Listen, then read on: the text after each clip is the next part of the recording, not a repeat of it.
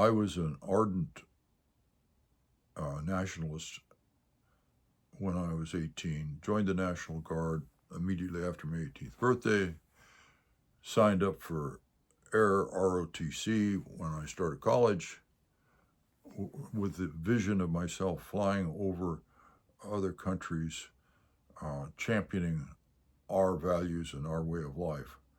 I wasn't thinking about killing people.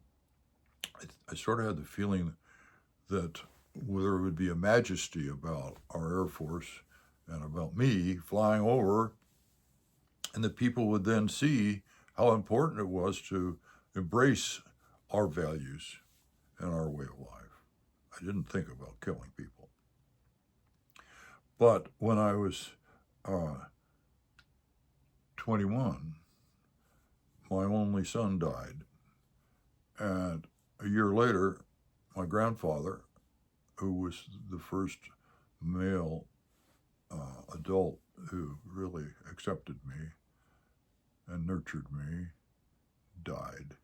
My sister lost a baby soon after he was born, all together in about a year. And I got up close and personal with death.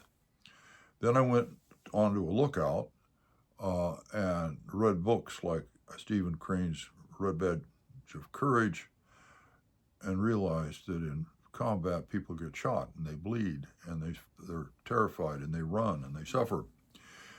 And I came down off of that lookout a stone pacifist. Not quite. I mean, if somebody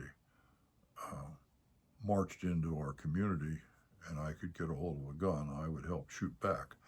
But aggressiveness, no. So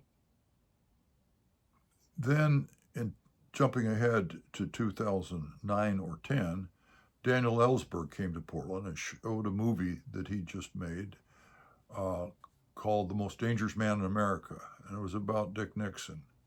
And you hear Nixon's voice in a tape that somehow Ellsberg got a hold of, scolding Henry Kissinger for not bombing dikes in North Vietnam and drowning thousands and thousands of people. He said, how many did you say would die? Because Henry was saying, Mr. President, international opinion would condemn it if we did that. Well, how many would die? Do it, you coward. So, wow. Then I saw the movie by Robert McNamara, who did, like Ellsberg, kind of a legacy movie. And in that movie called The Fog of War, McNamara lays out that he'd helped carpet bomb Japan toward the end of the Second World War, and that the Japanese people were lying prostrate with over 70 cities having been firebombed. This is very timely now with the fires that are happening in LA as I speak. And they told Harry Truman in the White House, we don't need to drop these bombs we've been developing. The Japanese are now flat on their backs. And this decision was made to go ahead anyway to have leverage with Stalin in the negotiations after the war about who got which Northern European country. Sound familiar? One of those countries in play was Ukraine. So let's go ahead and drop the bombs. Then Stalin will give us what we want. And McNamara claims that Truman in the discussion, by the way, was calling the Japanese people rats. Rats. So they dropped them. And we have the legacy now. So that's sort of how I tilted off to being opposed to aggressive foreign policy. Then I read a book about how Eisenhower appointed the John Foster Dulles and his brother Alan to be the Secretary of State and the director of the CIA, and how they sat down and drew up a list of 6 heads of state that they were going to eliminate. People like Fidel Castro, Ho Chi Minh, they got 3 of them. One of them was Salvador Allende, who Kissinger repeatedly admitted to the press late in his life, yes, we went in with the CIA and killed Allende. Why? Oh, he was socialistic.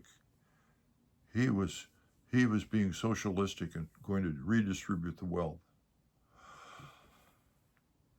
They got 3 of them. They failed with 3 of them. Now that Trump is announcing we're going to take back the Panama Canal, one of the national heads of state that they got rid of was the president of Panama. This shocked me. And by the way, Eisenhower has been quoted so many times about beware of the military-industrial complex. But Robert McNamara stated in that movie that, not Robert McNamara, the author of the book, The Brothers, about John Foster Dulles and Allen Dulles, says unequivocally that they got approval for that list and the plan to eliminate them from Eisenhower. So here we are. Now, it looks to me like an awful lot of what's going on in the Middle East and in Israel is we want to have very powerful military bases to control the regions around those countries. And it's just tragic. And so I've become very critical of the United States foreign policy. When Hillary Clinton ran for president, she bragged about Gaddafi in Libya. We came, he died. Bragging about killing a head of state. I'm sure he was not a wonderful human being, but he was the head of that country's government. So we are so screwed up about these things, and it's dragging us all down.